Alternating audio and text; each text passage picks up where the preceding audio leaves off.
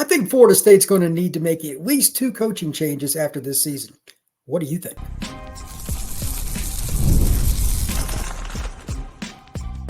You are Locked On Seminoles, your daily podcast on the Florida State Seminoles. Part of the Locked On Podcast Network, your team every day. Welcome back into Locked On Seminoles. I am your host, Brian Smith. Thank you for making this your first listen each and every day. Truly appreciate you stopping in to talk some Noles with me. Today's show is brought to you by FanDuel. New customers can place a $5 bet and you'll get started with $150 in bonus bets if you win your first $5 bet. Visit FanDuel.com to get started. Speaking of get started, the coaching carousel is well underway in Florida State. Like it or not, as an administration, is in the mix of it. They can deny, but we all know that at least one, if not 2 coaching moves is probably the floor. I doubt Norvell leaves before anybody asks, and there's been a whole bunch of conversation on the comment section on the YouTube page for Locked On Seminoles. I get it, but his contract is massive. They just re-upped him. He's over $60 million before the season. I don't think that's going to happen this year. Prove me wrong. If I am, I'll be glad to eat crow, and we'll go through it step by step when that process begins.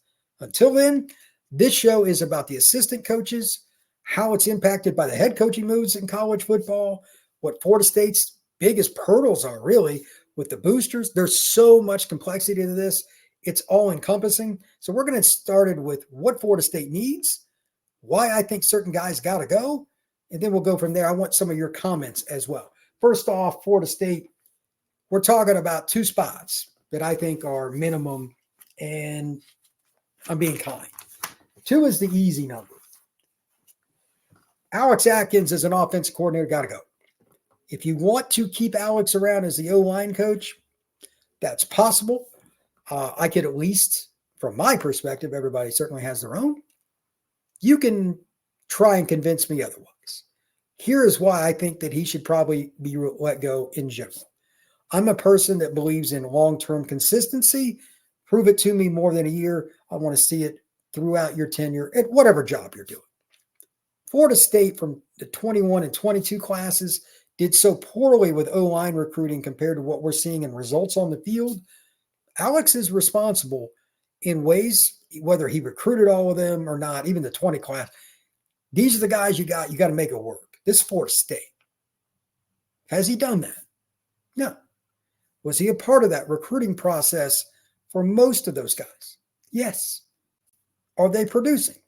No, they're just absolutely not. There's just not enough of them. Now, Early's somebody that's finally making some moves. That's good news. But overall, it's not happening. It's not. They kind of inherited the 20 class. Some of those guys have done some things, but it is what it is. Darius and Mo were 6-year seniors. That was before they got there. They've helped them along, absolutely. But there's no way you're going to tell me he is maximizing recruiting. And as I always say on this show, recruiting is 80% of why you win or why you lose. Florida State is losing this year because their high school recruiting has not met expectations, and it's come home to roost as those guys are seniors and 5th-year seniors where things aren't working out real good. It is what it is. The junior class could have used some better players too, and they've had attrition. I get that, but so does every other program. You have to overcome. He has not got it done. As a coordinator, I think that I don't really need to get into this in super high levels of depth. Once Jordan Travis left, what happened? They went into the tank. Quarterback recruiting, he's coordinator. You're a part of this. They didn't plan. You shouldn't have a redshirt freshman and a true freshman as your top 2 quarterbacks right now. They missed in the portal. They missed on high school kids. Have they completely done a good job with developing the guys that were behind? Like, you knew Jordan Travis was going to leave. Like, you're really lucky he came back last year. What would have happened to Florida State if he hadn't? Would Norvell even be here now? Would this entire staff be here?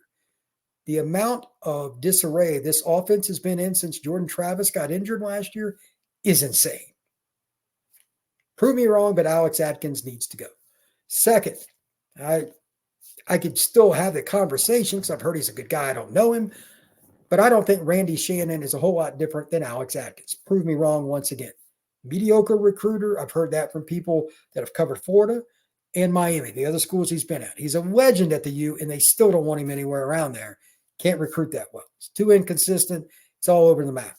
So look at the progress this year. They've gotten better. There's no doubt. Like Omar Graham, just use him as an example. For the beginning of this year to now is night and day. The lights kind of went on for him, and good for Omar. Absolutely.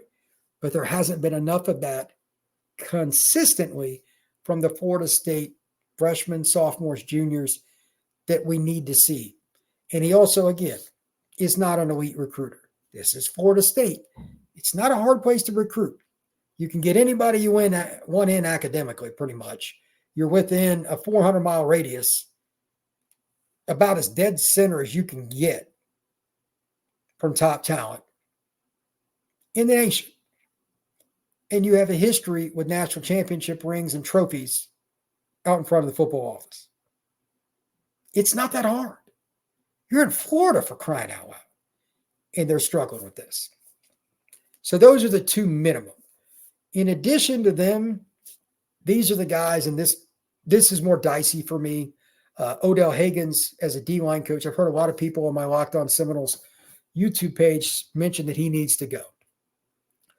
There's two things with that I just want to mention, and I don't have a super high opinion on this one way or the other. I'm a little more in the middle in flux, if you will. He is a Florida State legend, played there, coached under Bobby, came up the route, was at one point as good a recruiter as there was in the country, in my opinion. And then finally, with him, he stood through Florida State when they had some really down moments, interim coach and all that. So he's earned a lot of things. If he wants to just go out on his own terms, by all means, he needs to at least be offered something in the athletic department if he is going to be gone. That's the one thing, or at least have that discussion. You can't ask for a better guy for Florida State University for what he's done throughout his tenure. It's a unique scenario, but is the D-line maximizing their talent? No, they're playing better of late, but have they maximized on the recruiting trail? Definitely not. It's just recently it's really kind of fallen off, and I don't know what to say about that. We'll see.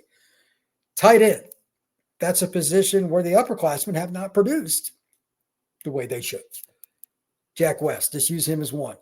Where has he made consistent strides as a receiver? Obviously, Morlock, he was the guy I thought was going to break out this year. I was dead wrong. He's been the biggest disappointment on the offense. Key blocks missed. The drops. Not being consistent with being in the game plan and contributing from those. He's not been great in the screen game and helping get that done. He did have the run on the fake punt. He had a couple of nice catches and got first downs. He's had some big plays, but he's had chances to score and didn't. First downs that were on wide open passes. He's failed. Tight end coach has to take some of that. Now, on the other side, you got not one, but two guys at tight end that are freshmen that are really good, and they're starting to play. So that's another discussion point. Makes it more difficult. Wide receiver, Dugan's got a really good freshman class. Some of them are starting to play. Not quite as much as the tight ends, but they're at least in the rotation. But Deuce Spann, Darion Wilson, okay, I'll give you Ja'Kai. But overall, Kentron, where's the development with some of those guys? And I get it. Players play. The person with the helmet on is more responsible than the one with the headset on. But you're still responsible too. And where were the recruits out of high school that were elite, other than Hakeem that you've signed in the last few years, that were just bona fide elite receivers? Florida State hasn't gotten as many as they should. This freshman class is really good. It's a little underrated, honestly. But that can't be the exception, and you expect to live up to Florida State standard. So that's something to think about. And then finally, if you want to look at anything else, again, Tokars was like quarterback and this and that. All that fits in. Just want to bring this back to Atkins. Like they could have made a decision maybe last year on somebody on either side of the ball. If you want to talk about Fuller, he's been under fire to a certain degree too. I don't think he's a national championship defense coordinator, but he's better than most give him credit for. We're going to get into the price tag of some of this and some of the examples here on Locked On Seminoles next, and that will help you understand why this is a very difficult situation for the FSU administration. Next on Locked On Seminoles.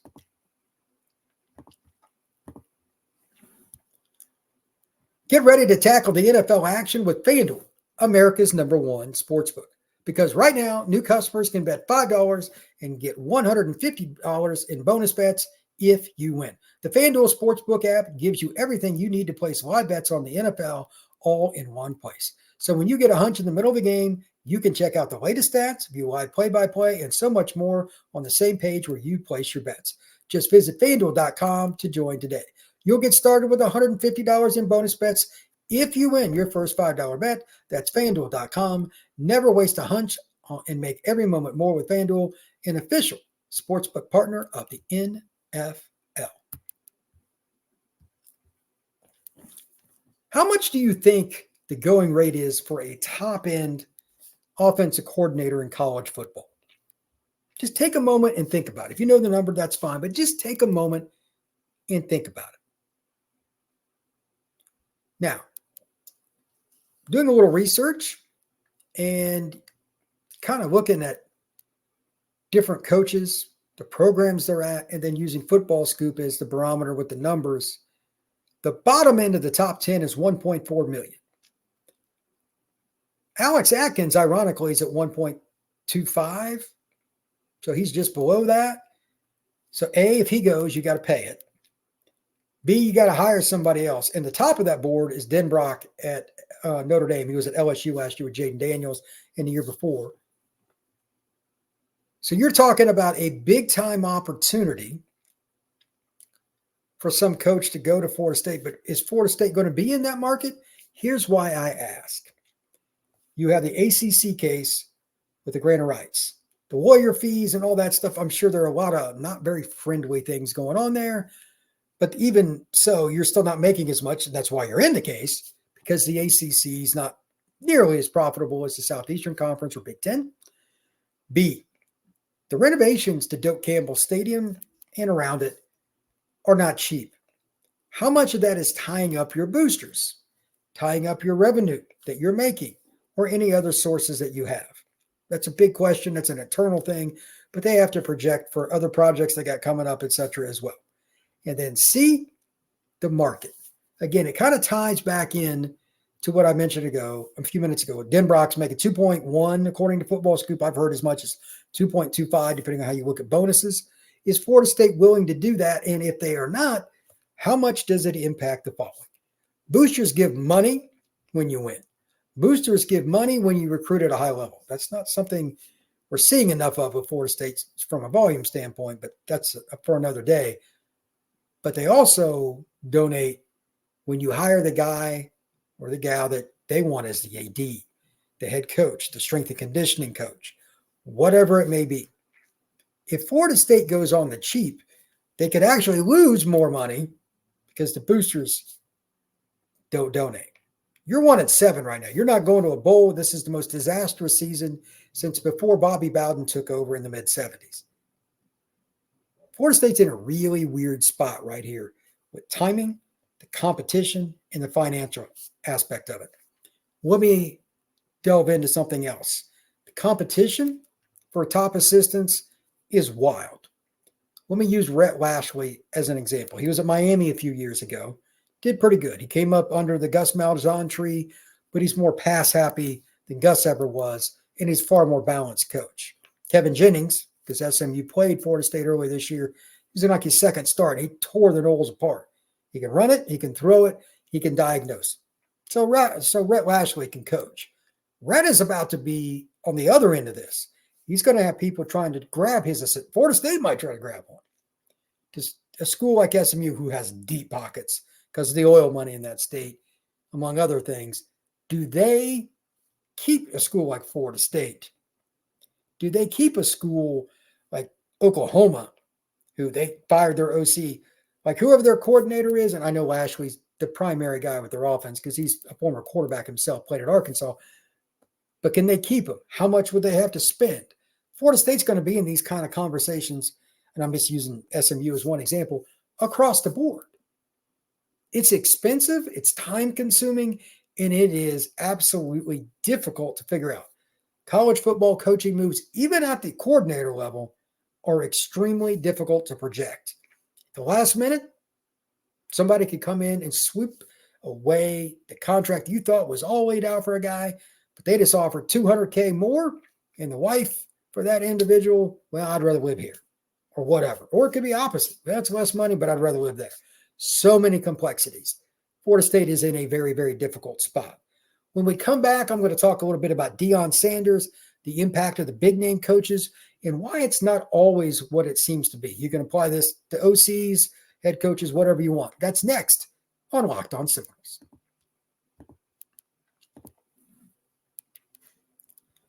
Our friends over at 5 Hour Energy know that being a passionate football fan isn't just a hobby, it's a way of life.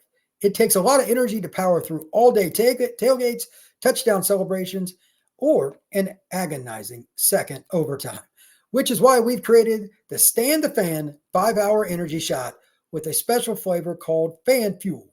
The energy shot just made for super fans like us. The fans who are first in the parking lot and who are the last to leave. We see you. Now, let's talk about that from a Florida State football perspective. Coming up in a few weeks, the Noles host the Gators. The annual clash, the in-state battle that has been going on forever. Not exactly the fan bases that like each other. This is the environment for you. You're going to be the people tailgating for that game in Tallahassee with all the enthusiasm to be a Noles fan. This is for you. So 5 Hour Energy knows that no matter what team you root for, being a fan requires heart, soul, and a whole lot of energy. Whether you're prepping for the big tailgater or ironing your jersey, your game day to-do list is always a mile long. That's why the limited edition Stand the Fan 5 Hour Energy Shot is here to help you keep your fuel throughout the season. What's your fan fuel this week? Whatever it is, do it with 5 Hour Energy, available on 5hourenergy.com, shipped nationwide. There's been much discussion about Deion Sanders one day taking over at Florida State. And maybe that happens. I don't know. But I want to give you another perspective on why coaching hires and the overall embattlement, if you will, that Florida State or any other athletic department has to go through is so difficult. I'm just going to give you some of the things that I've learned from talking directly to people in athletic departments, coaches, Urban Meyer, different people, on how complex this can be, because it is extremely political and it is extremely niche in each pocket of the country. The location of your school, in other words, really, really does matter. So here's an example for you. I wrote down a list of things that I liked about Deion or didn't like about him right now, if I'm looking at it from an AD perspective. Just generically, then we can apply it more to Florida State if he finishes out this year and maybe next year Norvell is gone. Who knows? But these are some of the things that I really like. I think he's a very personable guy one-on-one. I've met him when he used to work the Under Armour combines and camps. Really easy guy to talk to, loves talking ball. I think he would relate to a lot of people. That's pretty obvious to me. Face-to-face conversation will tell you that. I think he's a pretty good game planner for where he's at as a coach. He hasn't been a head coach at the college level long, but he's done a pretty good job. It's just that he's also in a situation where he's been at Jackson State in Colorado. He had his son at both places. That helps because Shador is not just a good quarterback. He's elite. You can argue, well, he helped coach him to that point. That's true, but we still haven't seen him play in one of the two elite Power 5 or Power 4 programs, conferences as it is, nor has he played in the Southeast with those guys at that level. Who knows? I think Shador would do good anywhere, but it's still not the same because he's at Colorado now. Those are interesting things. But I love the fact that their passing game is open-minded and they adjust it week to week. Those things are really, really good. Here are my concerns with him, and this, you could name this, almost every coach this year. This is one of the worst years. Why I think another reason that Florida State won't get rid of Norvell for a head coaching hire in college football. Quick, name me the head coach that is red hot as a college football guy that meets all of these requirements. Hint, there won't be, and it won't even be close. Number one, proven Power 4 coach without a bunch of skeletons. So right off the bat, Kiffin is off the grain. B, whatever side of the ball you're good at, and it could be either, it doesn't matter. Are you consistent on the other side of the ball? Kiffin, again, is out because this is the first year Ole Miss had a pretty good defense, and his offense hadn't been good this year. Do you have anybody right off the bat that you can think of that even hit those? It's hard, right? Well, let's also add these. Proven at the Power 4 level as an elite recruiter. Proven at the Power 4 level to be able to attract not one, but both coordinator positions and your special teams coordinator and a strength and conditioning coach that are proven. It's hard. Name somebody like that. Lashlee's a guy I think could be next coming up. Still need to see him for a year or two more to kind of fall into that. But who is it? College football doesn't have that guy this year. Kiffin's the hottest name going to Florida. Maybe he goes, but I don't think Ole Miss has met expectations. Their offense, even all these talented players, they've been stymied quite a bit this year. That's supposed to be Lane's expertise. There's nobody hotter on the market than him, and he's still, I think it's not quite the same as some other guys in other years. Who would it be? I think the main name was actually taken off the board last year, even though he wasn't at as good a program because of his style offense he runs, and he's a quarterback guy too. That's Jonathan Smith. He was at Oregon State, now at Michigan State. I think Michigan State long-term will do well, and then he'll take one more job, either NFL or maybe he ends up taking another college job, but I doubt Michigan State's his last stop. But he ain't going anywhere right away because they've got a major contract with him. So who is it that you're going to hire that hits on all these things? Deion, like, he had all the clock management problems last year and stuff. Everybody has something like that, and they get better. He's gotten a lot better since last year as a coach. But there's a ton of guys that I could use as an example. I still take Deion over most of them because of his personality and what he's done in college football. At least people know him. He would at least help in recruiting. But by the way, on recruiting, he doesn't travel to do in-home visits because of his foot problem the way other guys do. You need to do all of them. He does not. That would be another major problem with him. It is hard to hire a head coach. So I think you're going to see this year's carousel, and this isn't just a Florida State deal, but this is many programs. You're going to see them in a scenario where, quite frankly, they have to take a flyer. They have to take a flyer. If Oklahoma gets rid of its, I don't think they will. We'll see. You could see South Carolina do it. Possibly they've got 3 pretty tough games still ahead of them. You could see Auburn possibly do it. I doubt it, but they're on that fringe. And then even a guy like, well, Auburn's still in trouble though, because Southern Miss wants a head coach, and one of their legendary players is now on the staff at Auburn, and that's Nix. This is hard. Nix could be somebody that Florida State gets too. But it's interesting because all these things are intertwined and money comes in it. It is so complex. Do not assume, if you're a Florida State fan or anybody that follows college football, I don't care which team or teams you follow, there is something going on underneath the surface that you don't know. There's always something bubbling with these agents, etc., and it all gets mixed together. It's very difficult to say how it's going to turn out. Tomorrow, I'm going to have my prediction show for Florida State, going to mix in a little recruiting between now and then. I'm still waiting to hear on a few players to see what's going on. I really don't know how that's going to go, but we'll see here pretty soon. Thank you once again for checking out Locked On Seminoles. I will see you again tomorrow. Take care.